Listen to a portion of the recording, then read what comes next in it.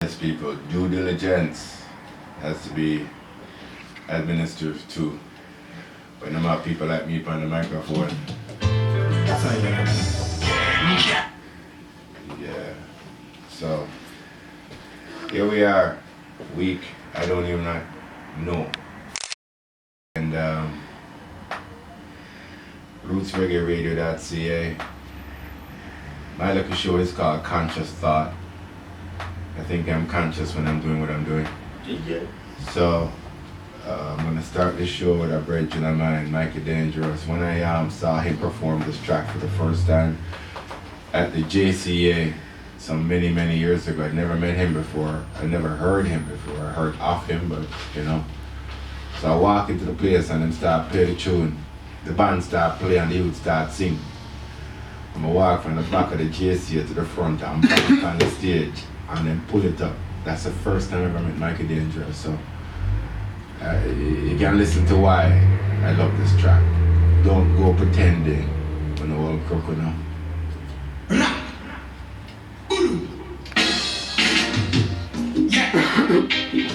Just be yourself. Don't try to be nobody. And who we were just who you are. Oh yeah, boy. Just like a Rastafari. Every human being is a star. I got to know the one called Mikey Dangerous out of Montreal. All the very powerful reggae artists are in this country. And them feeding us a whole heap of crap for what we eat. And so I'm going to be hopefully the voice and conscience of reggae music. I named myself years ago. I gave myself the title of the Canadian Reggae Defender. And I didn't realize what I was doing when I did it, but now I do, so I'll explain it to you later on. So we're gonna start off the segment tonight. I wanna say thank you to TorontoReggae.ca. Jason, what up? Sponsoring this show each week and promoting reggae music the way you do, the way we do together, and reggae media, along with rootsreggaeradio.ca. We're trying to develop something of a reggae media because we know that them thing not let we in, so we try to grow our own thing. So don't wait for a big advertisement from any of us. You hear me talking? Check out those three websites: TorontoReggae.ca, rootsreggaeradio.ca, CanadianReggaeWorld.com. See? That's our reggae media, and there's more out there. I'm not dissing anybody. I'll call out more names in the week to come. But we really need to become more cohesive. Nobody is competing with anybody, you know. As I said to you guys before, CNN, ABC, NBC, BBC, CCC, whatever, RGR, JBC, they're not competing. They just bring news. And them all get paid. So if reggae media comes together, we can make a change, you know. See? So, boy, I don't really want to talk about that old China, but we're going to talk about him still. You better name Donald Trump. See? I try not to get involved with this subject, yet as a citizen on planet Earth, it is difficult not to have some opinion on the subject. See? He is that personality that demands attention of some sort, any sort. I won't get caught up in his personality, because I really can't tell you that. I can't even look at it, but, you know. America chose this person right now to make them feel better after actually putting a nigger in the job for 8 years, which they did with their last leader, Barack Hussein Obama. Them said, "Make America Great Again" is their big slogan, which actually means, and I'm going to translate it for those who can't read between the lines. Make America Great Again. Translation: put them niggers back in their place. Loads of white people in America And many right here in Canada feel the same way. See? They are very happy for Donald Trump. Stop acting like you don't know. And everybody at work with, remember that O.J. Simpson trial, all the black people, they just happy. They don't even know why they're happy. They just happy to see a black man get to it. They don't care if it's O.J. They just happy. See? And white people were angry. See? But I see same thing again. They were very angry at having a black man in the most prestigious job in the world. See? That should never happen in their country. Well, I am also very happy that Donald Trump is here. You know, what I get out of this is clarity. I get to meet all the bigots them now. They don't pretend much anymore. They're very bold in what they're saying these days. You watch some of these guys around you, man. They're very bold. And I'm grateful for that. Because I don't have to wonder if this guy likes me or he doesn't. It's clear. Yet, there is a mass fear and terror about all the hellfire this man is about to rain down on the Arab world, hence bringing about Armageddon. This is a possibility, you know. But to tell you the truth, Donald Trump isn't the person. He was selected for this path. Don't be distracted by him. He is not the ultimate decision maker. He is like every other president before him. Everyone.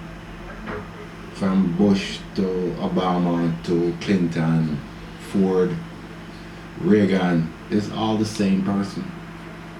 See? Alright. We're done with that for a minute. I don't want to talk about Donald Trump too tough, you know, because it's like you give too much credence to negativity when you talk about it. It doesn't mean he's gonna go away. We have 4 years at least. He might even get 8, because that's also it go.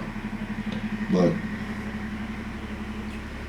he is no more of a threat than any of the rest of them. Just because he doesn't like black people, he doesn't like Mexican people, he don't like Muslim people.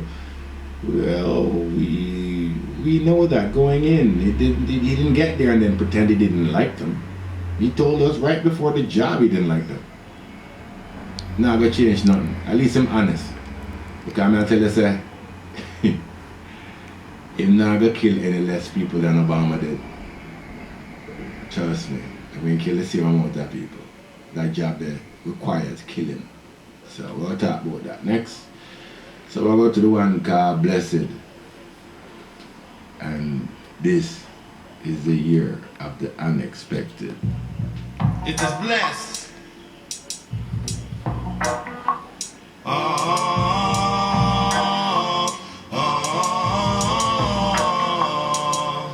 This is the year of the unexpected.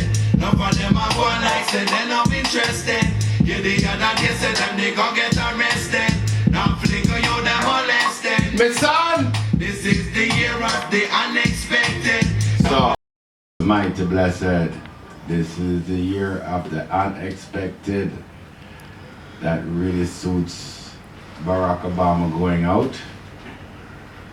And them say the second coming of Hitler. Donald Trump. I don't agree with you. He ain't no Hitler. He ain't none of them people. See the thing with Hitler? You never saw him coming. He was talking about German pride and growing his country, and people became a fan of somebody who loved Germany as much as he did. They didn't realize he wanted to exterminate a race of people at the time.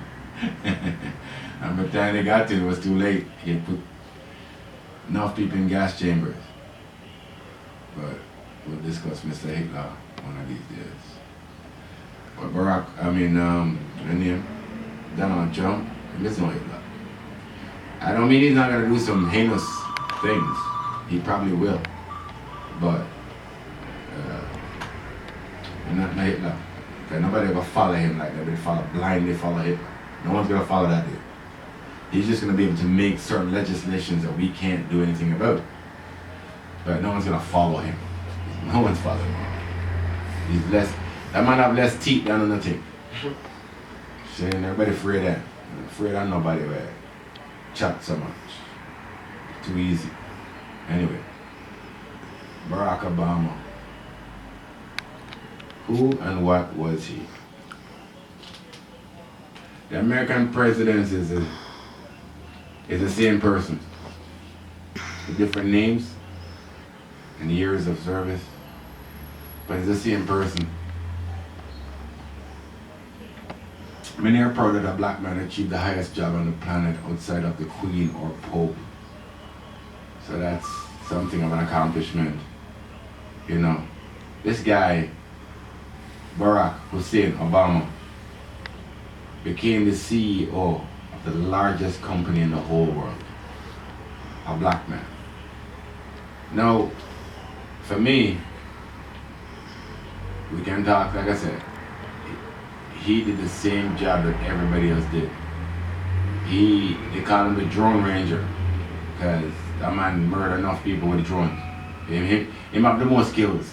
That's how dangerous Barack is. Him have the most skills.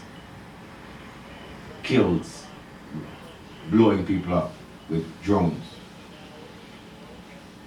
Yet, on the other hand, black people and their children can look on and believe that their children too can become the CEO of a major corporation. I guess in some sense it gives black people some kind of pride, because that job was, of any job that was impossible for black people, that would be the top of the list. Because we did have black popes before, and we had black pharaohs before, and we had black Caesars before. But we never had a black president of the United States of America. So somehow I still don't know what to think about it in that regard. The fact that we are able to attain to the highest job in the world with the same good as the next guy. Is that what we're supposed to be proud of? Or are we just proud because he was so charismatic and seemingly wonderful father and husband? And those values we get distracted by.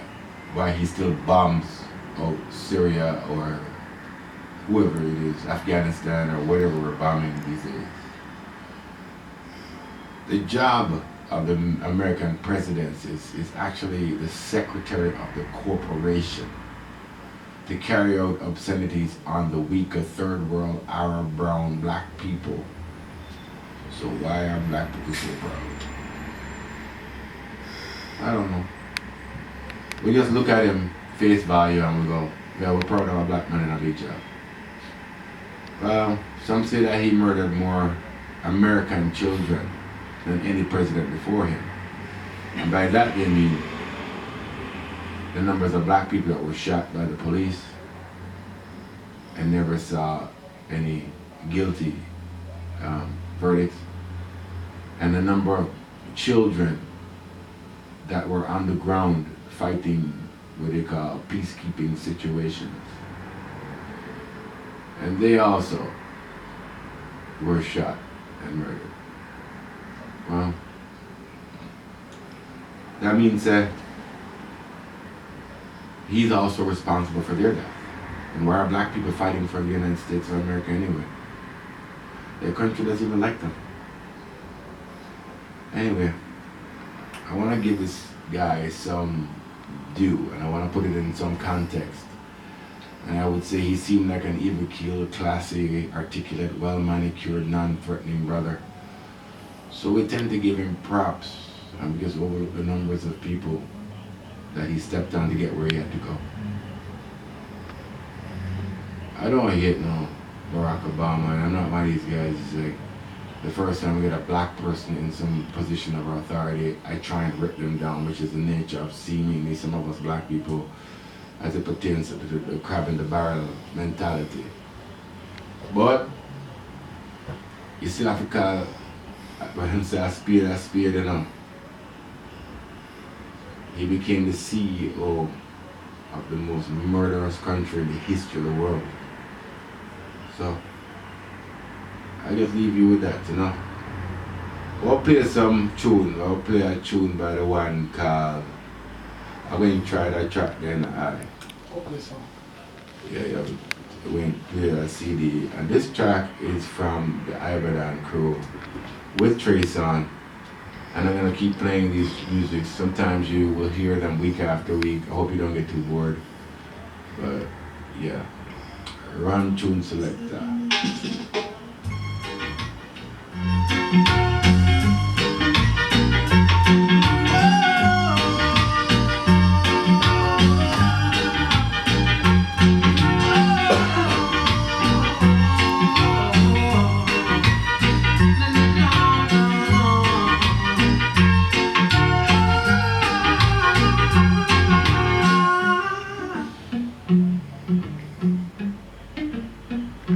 Yes. Man and man from one love.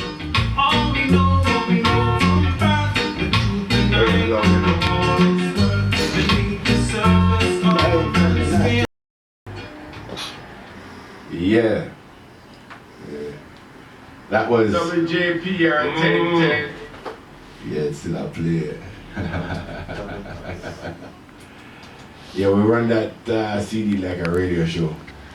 I want to say thank you again to TorontoReggae.ca, my boy Jason. I want to say thank you to RepCap.ca, the next Jason. Fortunately for me, knowing this man, allowed me to get involved with the 876ers line, which is something that we're going to use hopefully in the years to come to promote Jamaican culture worldwide. And so that maybe we can take the profits, reinvest in Jamaica. I'm not have to wait for a white man to do that for me, we can do that for myself. So that's my concept behind the 876ers. So when you're buying and you wear a hat, it's because, you know, say, that's back in a Philly culture, you know? I want to say big up to Jay again, also because as the man who run the 416er line, some of my brethren want the caps, the ball caps, but them have locks on them head, so they can't wear caps. So he gave me this size 8 cap for man and woman with locks on them head who wants to wear a ball cap. The price of this ball cap normally runs at $41.60. 416ers, $41.60. So it's that even $40, but because it's my show, he will give it away to the first person who can send me an email to, well, I'm gonna put down my glasses again. info@rootsreggaeradio.ca, info@rootsreggaeradio.ca, or you can reach me at CanadianReggaeWorld@gmail.com. See? Anybody who send me email will get this for $20.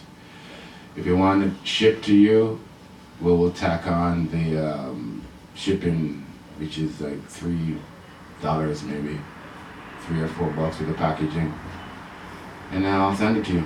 See? And yeah, thank you, Jason and Jason. RepCap.ca, 416ers, TorontoReggae.ca. Big up to them.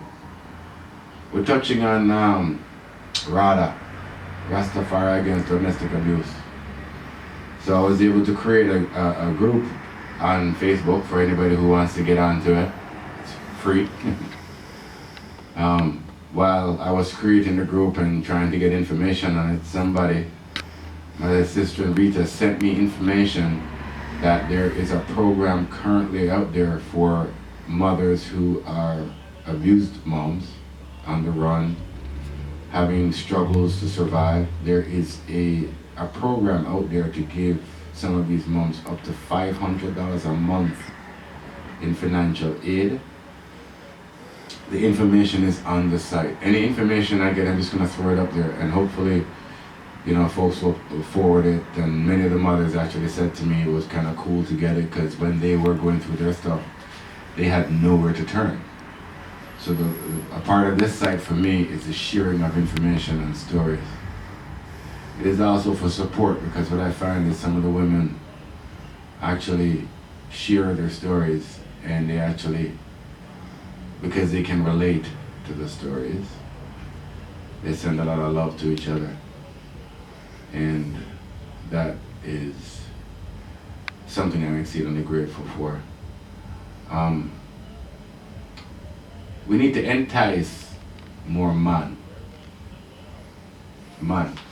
us, male species, to step out, be on that side, be protectors. We start out a committee for bond the man them do the beating them. Because we know it's weak. You know, we always have this conversation about the alpha male. The alpha male is something that alpha male and alpha female are things that people strive to be. So you find some of the guys who go to the gym and lift weights so their muscles can look big, and then buy a nice car so they look like an alpha male. Or the girls will be in the gym themselves and doing enough squats so their bums can get a little rounder or something. So they can be alpha females looking for the right alpha male. Well, those are just cosmetic things. The alpha male and the alpha female are the most nurturing in the group. They're the strongest. They stand up, they will fight. But they're also the most nurturing. Alpha males do not hit women. If you aspire to be one of those people and you're beating up on a girl, you're no alpha male. Trust me. And your children need to know that. More than anything else, the children need to know it. I picked up the copy of the Reggae exclusive, the Prince Several, which is for the month of January, for this quarter. And thank you to Ms. Donna Makita for allowing me to write in this magazine for over a decade. Like I said, if it wasn't for this magazine, I would have no voice. She's the one, this magazine gave me a voice. And what's interesting, the article I wrote back for this, for December and January, was about domestic abuse.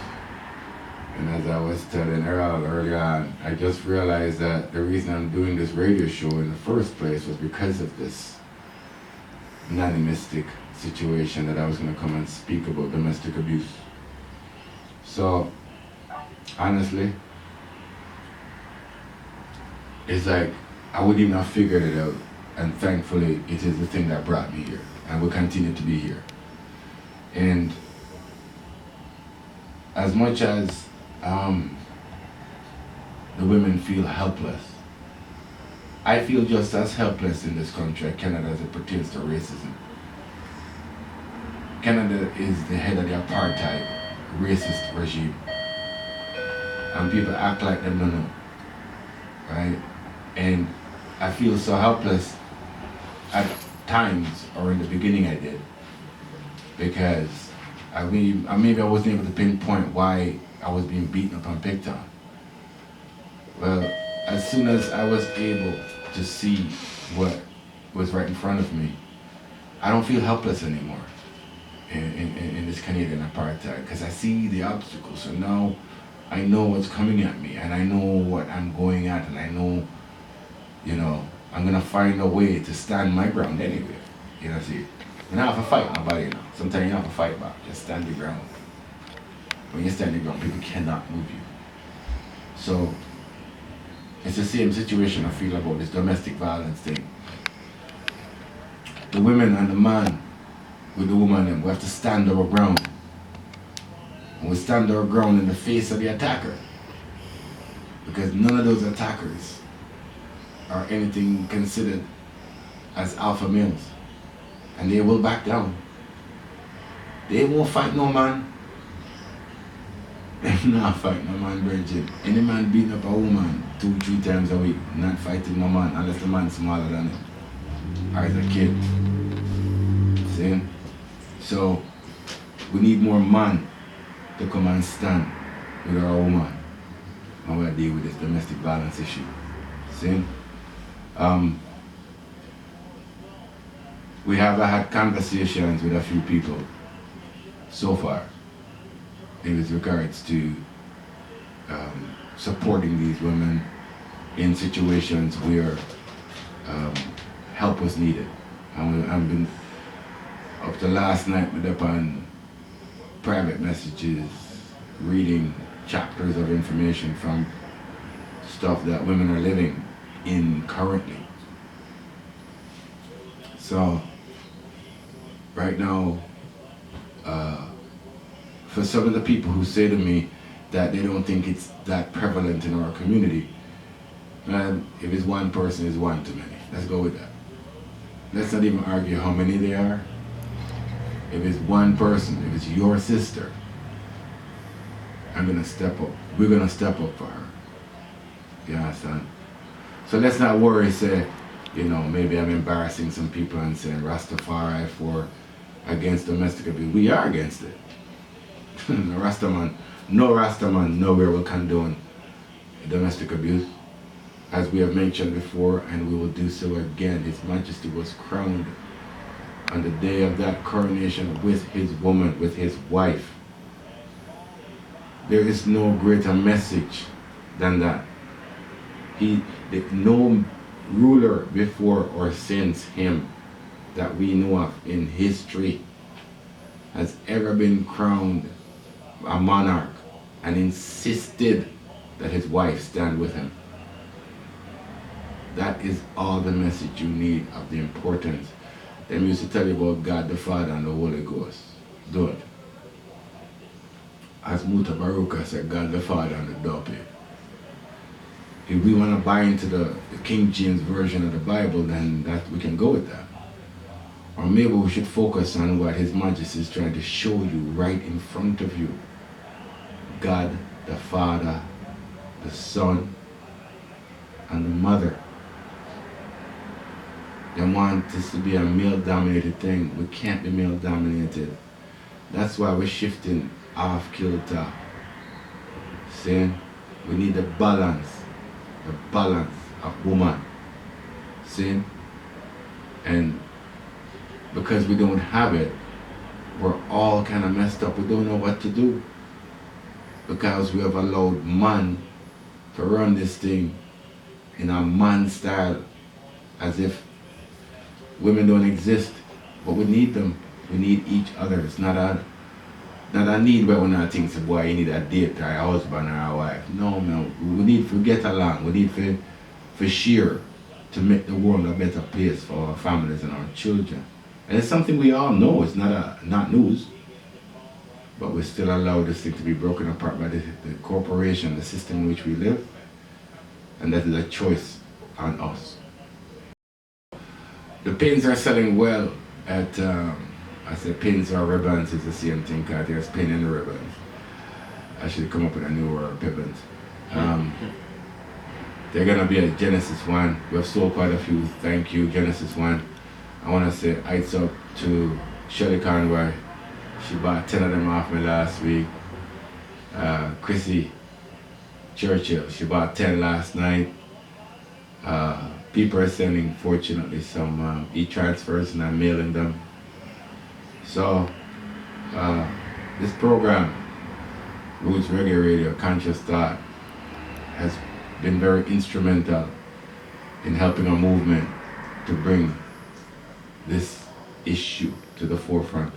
So, you know, when I tell you, say, we work together to do positive things, it's not a joke thing, we live it, you know. I'm going to play you 2 tunes. The first one I'm going to play you, again, is from my Ibadan days, Mr. Manager of Ibadan. And the second one I'm going to play you is the official theme song for Reggae. So, run Jehovah for me, please, my brethren.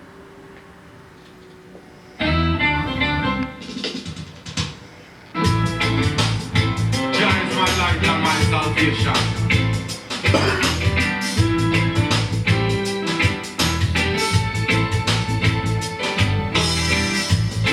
As I walk these streets alone, with nowhere to call my own.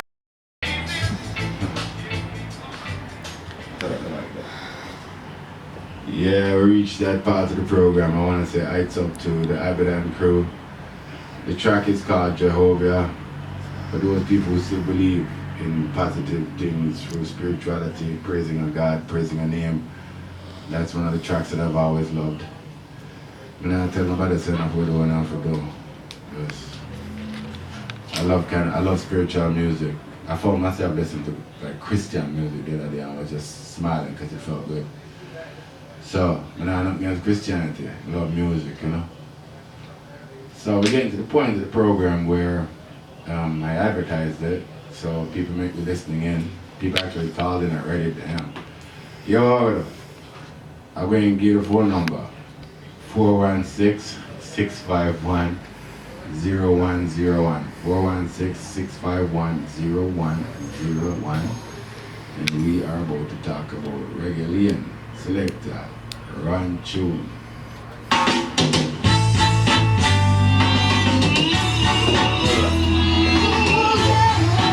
Smells nice.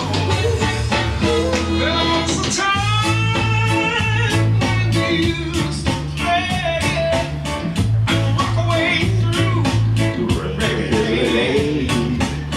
Have distinct memories of the roots and culture everywhere. Get happy, come with me, we're going down to reggae. We got the dance step. Everybody come and dance. Got a soul trapped in reggae. Yeah, you can pause it there, or we can come back to it. The same reggae. Shout it on Reggae. That's the voice of the incomparable J. Douglas. That track was actually made by J. Douglas and Bernie Peters. Bernie Peters is, as you many might know, one of Toronto's, Canada's foremost keyboard aficionados. He's played on many tracks, played with many international artists. Yeah, Bernie is the one. So you man J. Douglas make that tune there about Reggae. And it's the theme song. I always think that we should have a next Reggae theme song year after year, have a competition, you know, but that's just my personal idea. Sometimes I get ahead of myself and get to realize, you know. Anyway. So, this recent altercation with the Toronto police of them racially profiling a black man on the streets of Toronto. Their argument to the victim was that because he was driving on Reggae Lane, which is a known drug-infested prostitution, rat and mouse and, you know, despicable things down that lane. And, you know, they thought because he was on that laneway, he was going there to buy drugs. And a lot of Jamaican Canadians aren't very interested in this initiative. They don't want any part of Reggae Lane because of the drug-infested area. And in some ways, you know, man say you can't blame them because them feel say if you're gonna promote them, it should be in a better place than that. Well, why not you know certain things? It's a white man that named Reggae Lane, Josh Cole. He's not a Jamaican or a black Canadian. He's a white man. Why you say, is that important? But you figure it out. The contribution of reggae culture was preserved by Josh Cole, who saw the imminent gentrification of what some consider being Little Jamaica. One of Jamaica's greatest contributions to the world is reggae music. It is appropriate that where there was a contribution that the city would honor it, you know.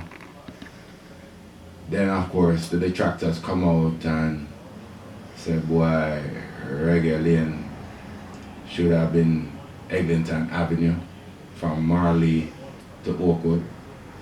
That would have made more sense to them.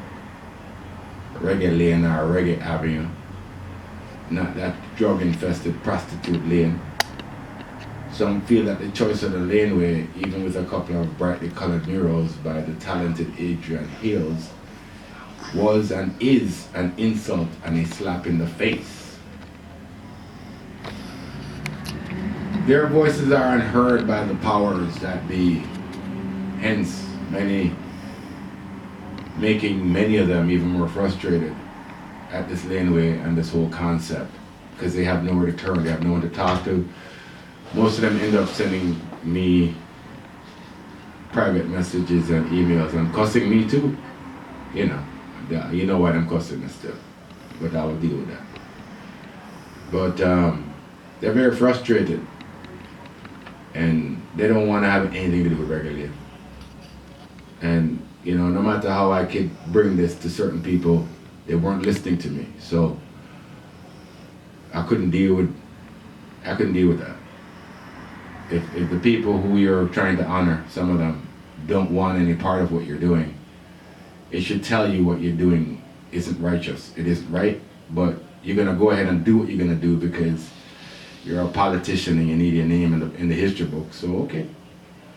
Well, understand one thing about reggae music: it doesn't play with people. So what you reap is what you will sow.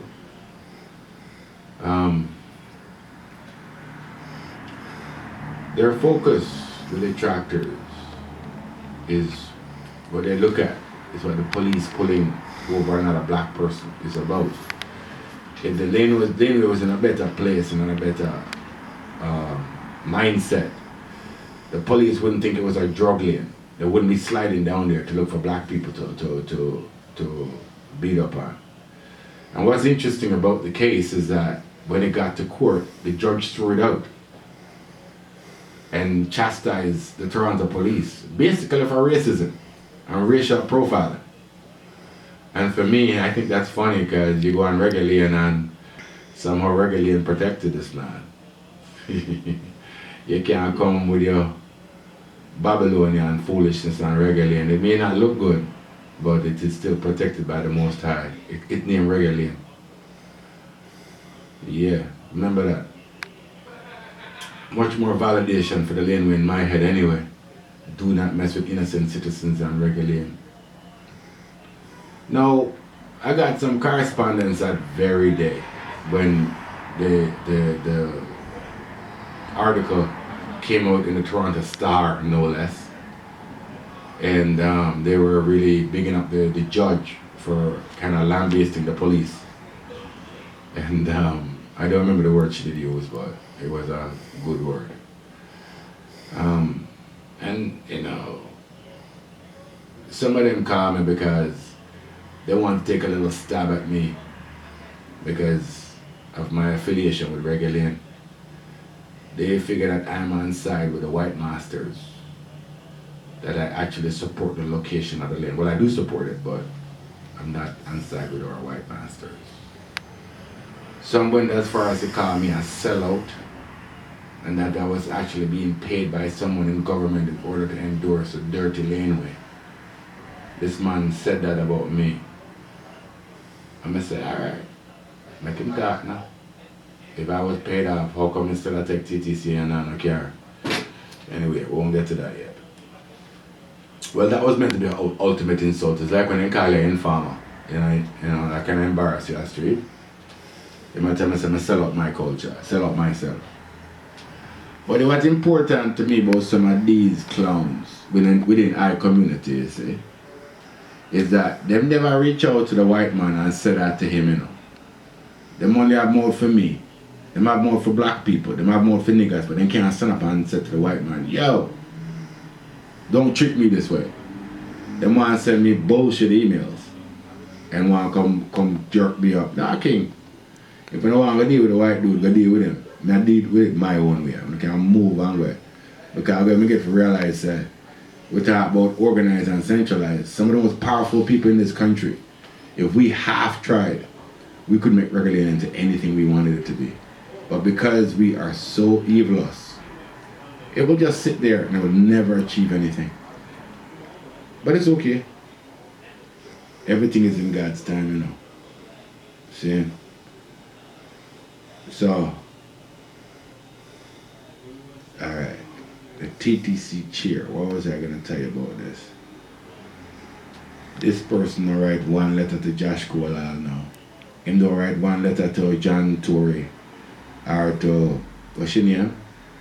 What a lady named the Premier of Ontario, Kathleen Wynne. Him not write no letter to Justin Trudeau, but him a send me his email. Like him move on, boy. But what me for do? What kind of power me have, what him not have, or them not have? Them can do it themselves. Come try use me as no battering ram. If you don't want to work with me, come work with me and turn regularly into something everybody can get a piece of the action. Whenever I come with this whole, look down your nose at me, because me telling you what to do. I don't know me already anyway. I don't know if I'm not about to do now. See? I deal with the thing. I deal with regularly the way I see it. I not change my part, Now, why I joined Reggae. I saw one of the original committee members back in the Christmas of 2013, and he informed me about Reggae. I was like, what? Reggae? Me a fin of that. Anything first lane way. Like, I am now a part of undeniable reggae history. I live in Toronto, Canada, who was the first to name a roadway from reggae music. Can you imagine that? Nowhere else on the planet Earth named after reggae music. Nowhere. Except right here. As a reggae soldier, I had no choice but to enlist. I was happy and excited to be a part of such a wonderful part of reggae and world history. But soon, as you know, things get sour, because what my focus for Reggae isn't there. So maybe up to about a year after the thing, I decided to resign from the committee. And people wanted to figure out why I do such a thing. And for me, it's the relationship with the Eglinton BIE and the businesses is exceedingly disrespectful and racist. And nobody does shit about it. Everybody knows how pushed some of the people, the businesses on Eglinton West have been by this very racist Italian-run BIA. They hate them. They hate each other. And Josh Cole, being the councillor here, he's very aware of it, but he feels himself powerless to do anything about it. He can't budge either side. So it's a waste of energy to get involved, get in between them, and of course, the whole vibe is just like antagonistic towards the whole Reggae issue. Nobody wants it, nobody cares, Bridget. Everybody, I'm tired of it. Reggae is from probably white people in the years to come, but it's not about the Jamaican people. So some people will never have pride in Reggae, and it's gonna sit that way for a very long time until somebody figures out exactly what they could be doing to appease the people that they have insulted. Secondly, the work I was doing for Reggae and committee turned out to be a volunteer position. I didn't realize when I joined the committee that, everything I was doing, I went to meetings, I went here, I went there, whatever, gave up 2-3 hours of my life to certain things, and then coming home and then putting out information about Reggae and spending hours creating just flyers and music, created little videos for it, shot for it, man, it was amazing. I enjoyed it. I enjoyed doing it, but then I realized, I said, yo, how come we're not getting paid to be on this committee? Well, how come we're not even getting paid an honorarium for our time? And then I was told it was not in the budget. So I believe the value of reggae music, as well as raising the value of the genre within the country and working for free for any human being, just is not happening, bro. If I want to educate black people about moving forward and earning based on your worth, I will allow no politician to turn me into no volunteer. You understand? As proud as I am of Reggae Lane, I will treat it with the respect that it is due. But I will want to earn from it, and I want the artists who work on Reggae Lane to get paid for their work. And I'd like this thing to be a catalyst for earning from our valuable talent. When they can't decide that for us, you've been doing it for 50 years, blocking us deliberately. So I'm not working for free for Reggae Lane, bro. Sorry, I had to step off of that. I have noticed that this city and country is great at naming Reggae Lane and an official Bob Marley Day. There is no clearer indication that the genre of reggae has impact on Canadian society, yet feel that we are being deliberately suppressed by the apartheid Canadian regime, where almost none within the genre has any opportunity for professional or financial growth. I will read that out in plain English. Them are black people from making money.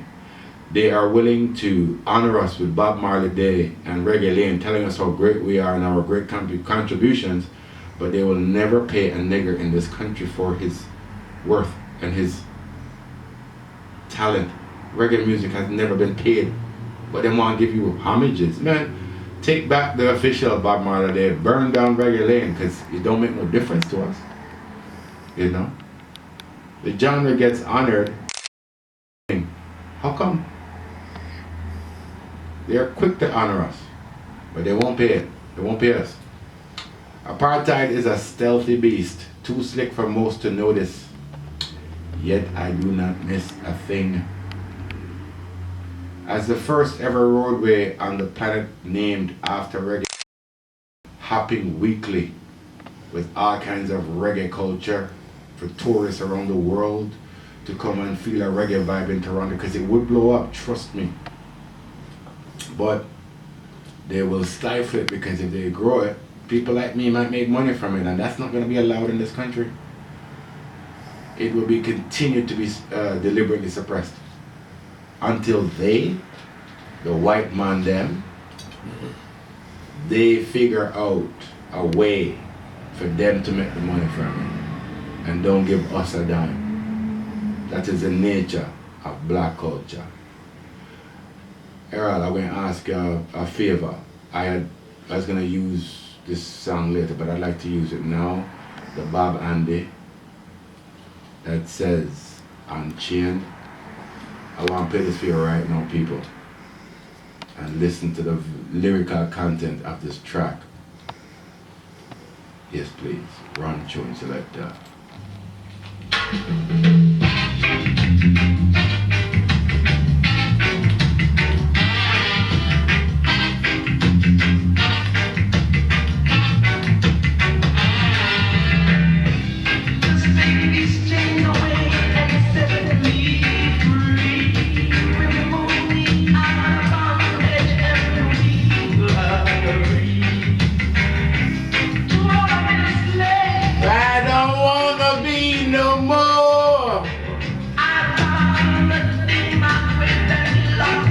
Dig my own grave that be locked behind the door. Be an independent man. I don't want no helping a hand. I don't want to help.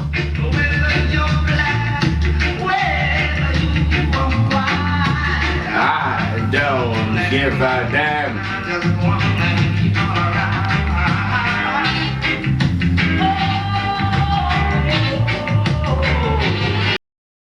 Set me free. Take these chains away and set me free. We're moving out of bondage and we shall all agree. We don't need your help. We don't want you giving us handouts. We are here. We're doing what we do. We're playing some of the most positive, popular music on the planet of Earth. We're not using it to buy guns and ammunition. It's music. Yet you deliberately block us. That's my talk. People just say that I'm just some angry black man, but black people know enough. What you people who make the rules should know is that the verbiage I'm spitting at you right now is the same verbiage everybody else is spitting. I'm just the one that's on the microphone saying it. The Canadian reggae defender, when I hear a song like that one, it's called Unchained by a veteran reggae singer called Bob Andy, very righteous Rastaman. Now, the title of the Canadian reggae defender, I gave it to myself. But as I grow into it, I realize how much more seriously I have to take it. What does it mean? It means that I watch the world through my reggae eyes.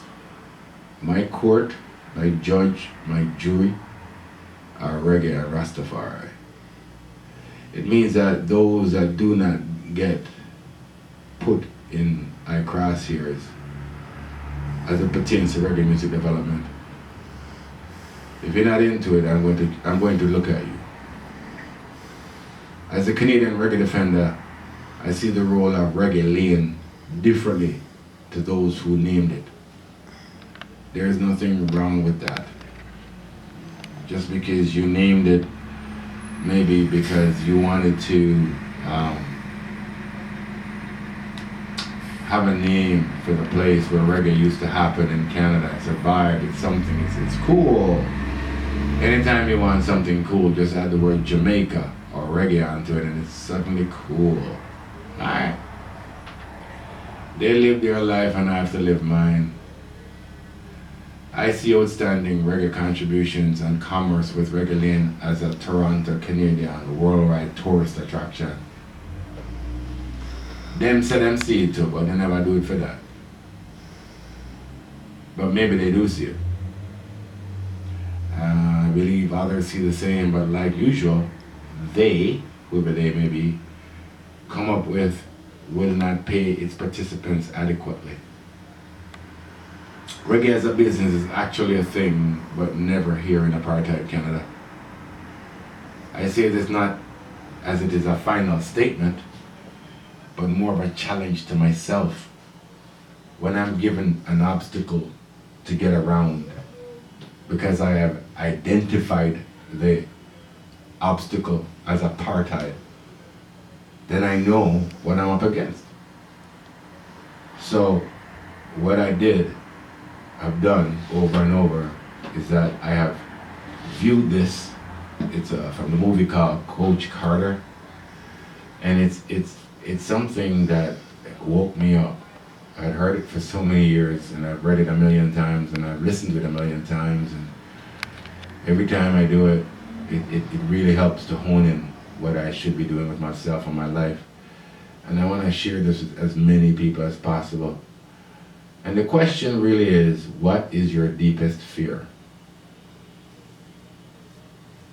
And if you watch the movie Coach Carter, Samuel L. Jackson's character kept asking it of one of the young fellows until he finally spoke it. And when he said it, I mean, it's like a lump in your throat. This thing was written by a woman called Marianne Williamson. And it goes, our deepest fear is not that we are inadequate. Our deepest fear is that we are powerful beyond measure. It is our light, not our darkness, that most frightens us. Our playing small does not serve the world. There is nothing enlightened about shrinking so that other people won't feel insecure around you. We are all meant to shine as children do. It is not just in some of us, it is in everyone. And as we let our own light shine, we unconsciously give other people permission to do the same. As we are liberated from our own fear, our presence automatically liberates others. You see what I'm saying? Marianne Williamson said that. Go look it up, write it down, put it in a corner somewhere. And every day you wake up, shine that light from your chest. It's literally in your eyes, it's in your demeanor. It actually changes the world around you. Be the best you can be, and I tell you, you will bring the best out of other people. I'm going to play a tune, you know. I think, well, hang on. You know what, Earl, I'm going to finish this part and then I will play the tune. I go and do it. Alright. What do I want for Reggae Herald? Yeah, what do you want? Alright. I want a place where all Canadians are proud to be a part of it. Not a spot in Niggertown, but a spot where all are welcome to join and be a part of it. A harmonious place and existence. Reggae music demands that I feel Reggae Lane will eventually find its own path when many of us are dead and gone. Maybe we have the wrong set of people in this time, including me. None of them is capable of cooperating to make Reggae Lane the wonderful popular spot that it should be. Reggae always finds its path. It sometimes does not need you or me.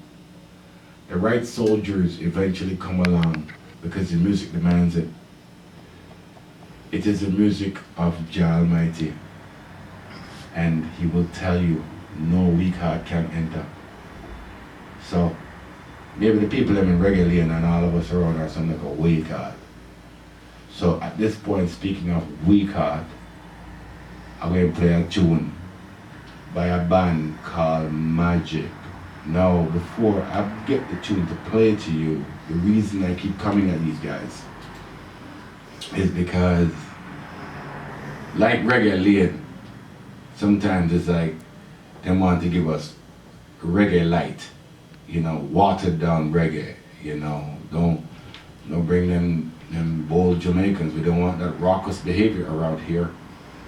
It's the same raucous behavior that got them into reggae, but they want to control us, like I said, you know, that whole controlling the nigger thing.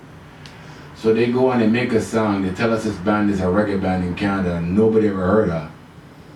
And then they play this tune to tell us, you know, this is reggae music, and this is not even reggae light, but this reggae music doesn't offend the psyche of the white master. So Errol, I beg you to play the Mandem tune for me, please. Saturday morning, jumped out of bed and put on my best suit. Got in my car, raced like a jet, all the way to you. Knocked on your door with heart in my hand to ask you a question, 'cause I know that you're an old-fashioned man. Yeah. Can I have your daughter for the rest of my life? Say yes. Say yeah. I need to know. You say I'll never get your blessing till the day I die. This is any other conversation. I'm gonna play our next track. Now, this is a band you've never heard of, and the band is called the Dream Band, and they played like almost a hybrid of reggae with like R&B and funk. You understand? Like when you hear that tune there, when Magic just played a while ago, you remember back in the day when everybody hated disco, and white people hated disco, but it was really black people that hated. It wasn't disco. And what happened with disco was that white people couldn't play funk, because that's what we were playing, funk. So they came in and brought in all their disco music so they could dance in Studio 54. The music got so watered down and nasty that they got angry at it. But we still play funk. We still play the blues. You understand? But this is what these guys are doing with the same kind of music, this reggae-like business. This is like disco to the real reggae thing. So this is a band out of Canada named the Dream Band. At the time, Rafferty was on drums, Sam Weller, Hermina George, and I think it's Gary Lowe on bass. I'm hoping it's Gary Lowe on bass. And if you got anything to say about Magic or reggae music or Reggae Lane, you can give us a call at 416-651-0101. There's lots of you out there who just were waiting to cuss me for Reggae Lane.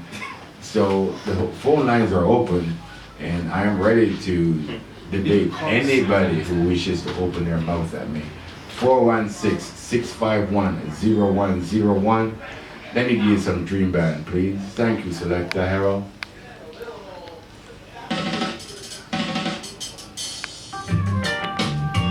No. Feel the difference in a dot. And this is a regular people just a walk straight. Yeah. Yeah, yeah. I wanna let you tell me them boy I can test them pick me up. And nobody have paid none of these people now.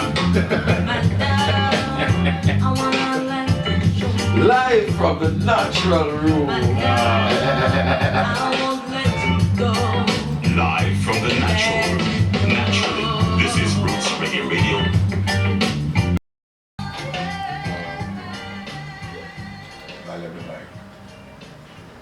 Yeah, man. So, which track you prefer? The Magic track, which is called Rude, which made billions on Billboard charts, or the Dream Band song, Let You Go, from a band you never heard of before. Can you tell me which song you think is more appealing to you?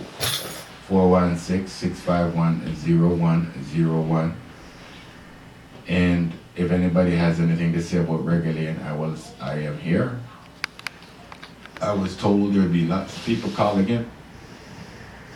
Maybe you weren't prepared for what I was going to say, so maybe I covered the things you wanted to talk about. But if you have anything to say to me, I'd love to hear it. Please, I really would. Now, they will come at us with this gentrification of reggae through songs like this and bands like this and music like this. I don't hate the tune. It's a nice in-love message where the boy gets the girl and tells the daddy to go away and he still keeps the girl and they live happily ever after. Kind of things that young people like to hear. It's a light sounding track. It doesn't start in your face. But it ain't reggae music, man. And if you really want reggae music, we got artists out here who are willing to play it for you. As a matter of fact, before I actually played the Prince Fire, I want to play my Bridget Trey song once again because I want to ask you people out there, if when you heard the Magic track, Rude, I mean, comparing music possibly is like comparing apples to oranges, and I believe that in many ways. Even if it's two reggae tracks or two R&B ballads or whatever, it's really hard to say one song is better than the next. But sometimes you can't really say it. Sometimes you can say one's a reggae tune and one is not. And I think the Trey song is already on the list, Yes, So remember the Magic track, remember the Dream Band track. And I want you to hear this year one again for the third week in a row. It's called Jenny Rocker. Trey song.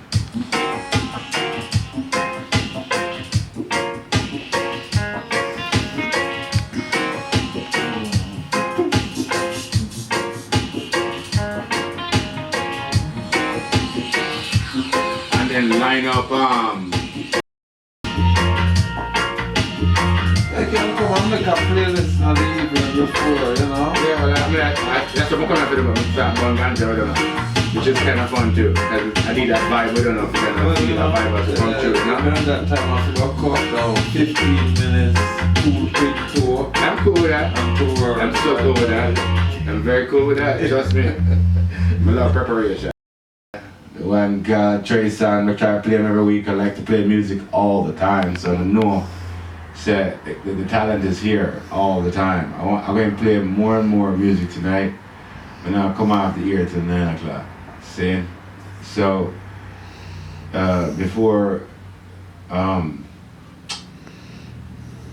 get right down to the nitty-gritty, I want to play some Rastafari tunes as well. And some of the tunes in here are still spiritual tunes. This next track is by the man called Von Benjamin of Midnight, aka Akabeka. And I want to hear this one for now, please. It says, love the life you live and live the life you love. I'm holding that one for a second.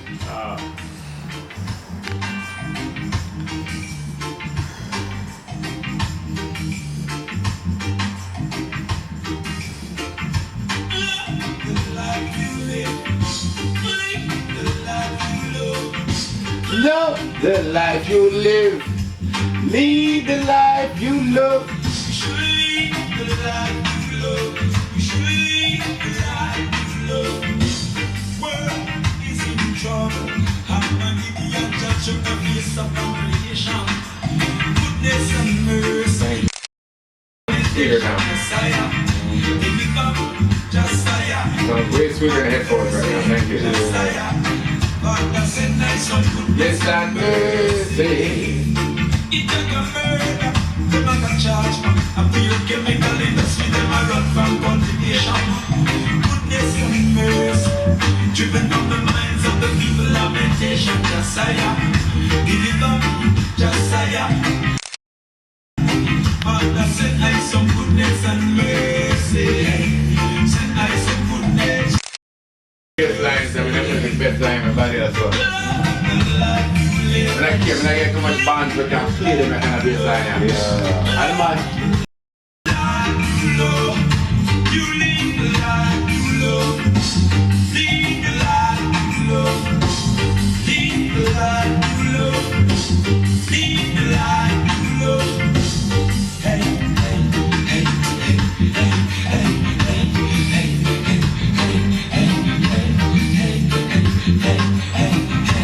hey. You are living in lonely places of the tabernacle of the Most High Jah. hey, You are living in lonely places of the tabernacle of the Most High Jah.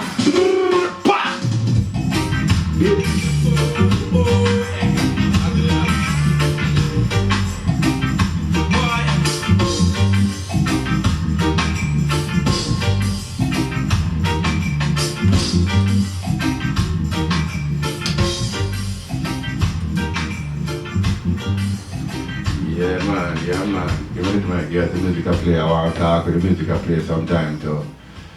Yeah, the people that can know, so we just appreciate all the great music. That is Van Benjamin, Akabeka. Love the life you live the life you love. Live the life you love. You humanitarians saving only animals. Remove the scales from your eyes. Humanitarians saving whales. What about humanity? Remove the scales from your eyes. Enough of them want to save only the goat and the chicken them and talk about them are vegan and save all the animals on the planet.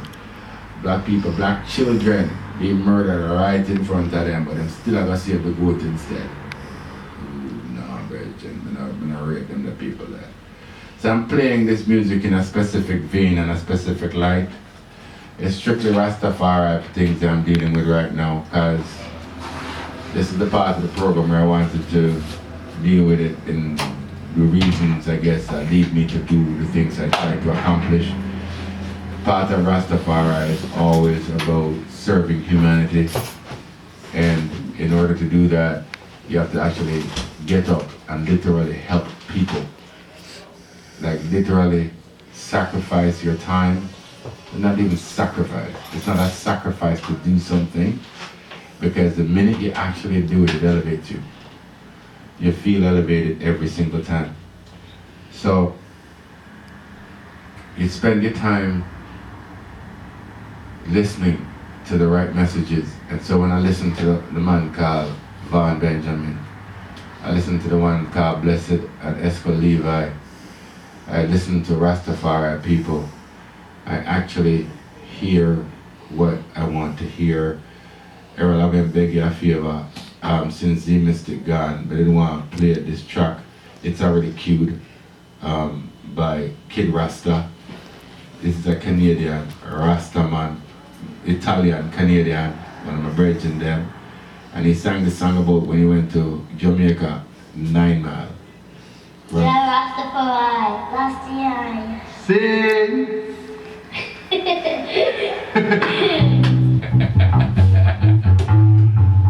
On the heavy episode, you know?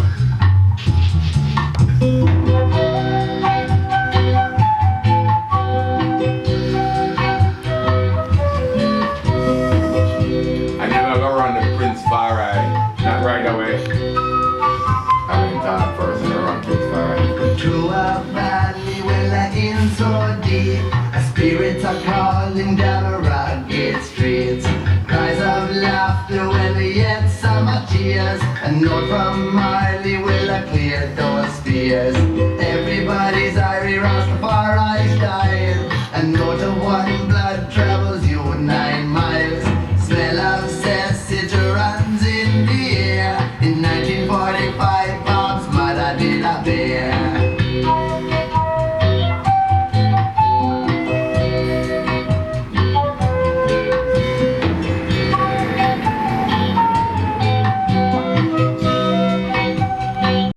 One blood lead you on to love. One love, one blood will then it will appear. That's the one called Kid Rasta. Kid Rasta and the Peacemakers, one of Toronto's longest standing reggae bands out there. He went down to 9 Mile, made that track, and I believe over the years we've had conversation. That track was probably made in studio with at Tough Gang Studios with Damien and Stephen Marley.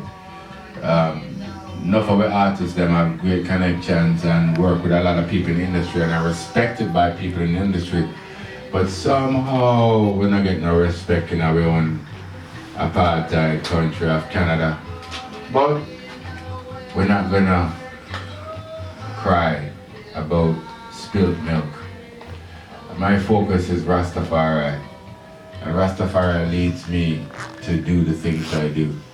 I have found in the past little while in Toronto, many people have had disparaging things to say about either the males of Rastafari and some of our females, of how we seem to carry ourselves in the past 20 to 30 years. As a youth coming up, especially for us who played football, we don't call it soccer. Rastafari people were our elders and they were revered greatly, not only on the ball field, but also in the music industry. And, you know, especially when it came to intellectual conversations,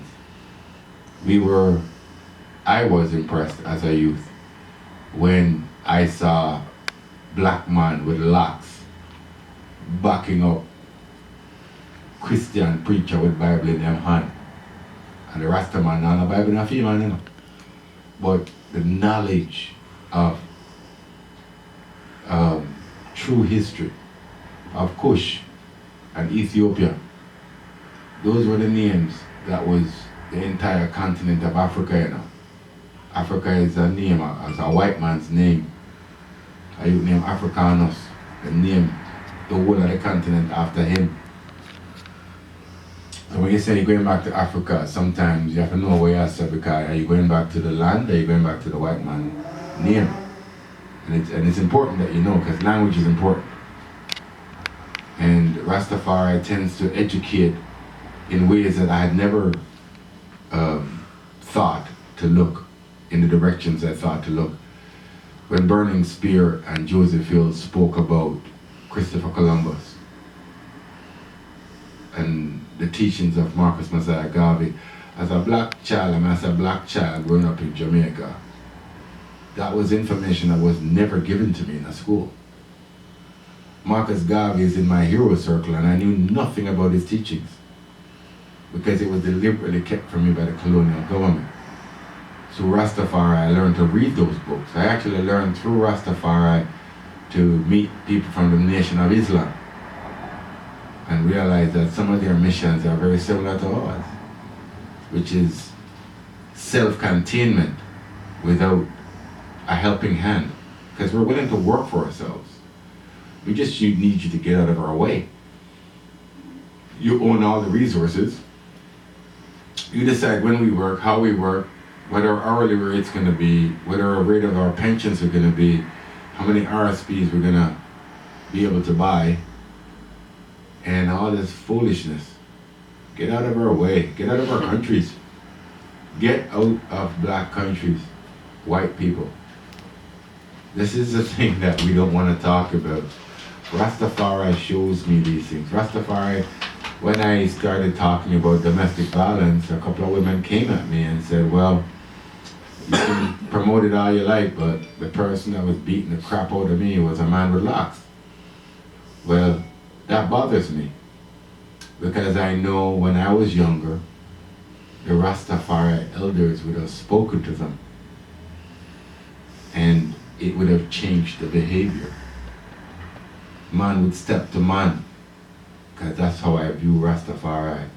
I'm not saying that my way is the only way, you know. As we have learned through many reasonings through the years, enough Rastaman think differently than the other one. But whether it's in the so-called good book, what they call the Bible, or the Bible, or the Quran, or any other bunch of reading material, every single one of them tells you to serve humanity, to serve another human being. The information is clear. It's not to serve the white master. It's just a regular Joe on the street, your mom, your brother, your sister, your aunt, your cousin, a co-worker, a total stranger. Serve someone else besides yourself. So, that tune yeah, we're going to play for you now, is one of them tunes that where you have to just sit back in the dark sometimes and play it nice and loud and just listen. This is Prince Farad sending you a message from a deck of cards. This is how spiritual some people are. Run, tune, brother. Plead thy cause, O Lord, to them that strike the tide. Fight against them that fight against I. These souls of shields and bucklers can stand up for our head. See? When I see the S, it reminds me that there is but one God. When I see the dose, it reminds me that one is trying to do part the only testament. When I see the tree, it reminds me of a tree dreadlock descended from Jerusalem's road. When I see the fourth body of the four bundles came from Zion. When I see the five, it reminds me of a 10 virgins, 5 were wise and 5 were foolish, and they were shut off. When I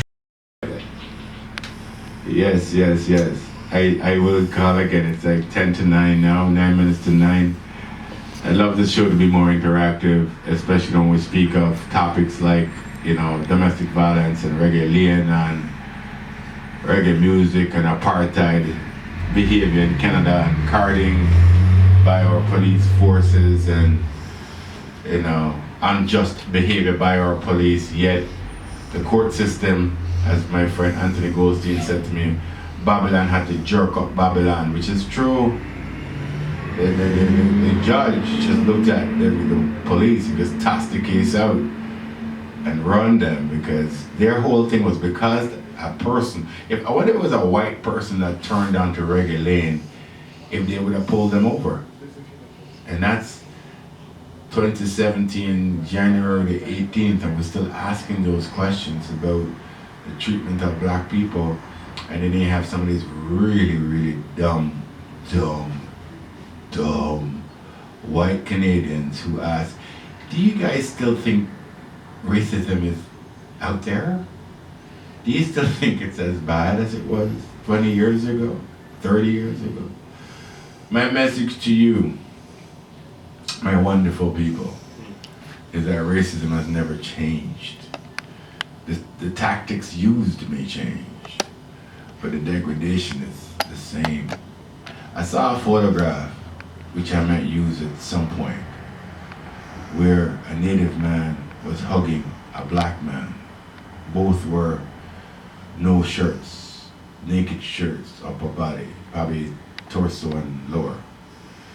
The black man had several bullet holes in him with blood coming out of him, and he said, it hurts. The native man hugging him says, I know. We've been living like this now for 500 years, and you keep asking me this racism. You keep asking me because you want to know what we're going to say about it.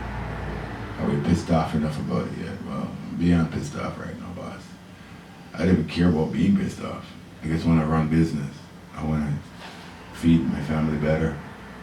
I want to feed my friendships better. I want to be able to live freely, and I would like to create something from our culture that we know is of great value to this planet, yet we're being deliberately blocked from it, not accepting it, people.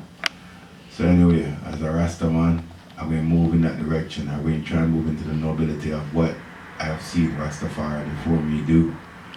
Some people say I'm a Rasta man in Toronto to look up to. I'm not saying I need nobody to look up to me. That's not what I'm saying. I'm saying all of us need to step up and elevate our behavior. So not only our children, but our children's friends will look up and say, yo, your mom, your dad is a righteous Rastafari.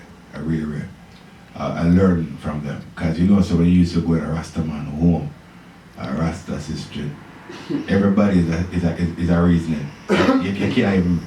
You can't go in without talk about something. You learn something every time. So anyway, thank you for listening to Conscious Thought for one more week. And Roots, Reggae Radio, that's it. I want to say big up to the 1Z Mystic. I want to say thank you to Errol Gage. I want to say thank you to one of my tallest friends in the world, Julie B. And don't kick me when I'm on the radio, alright?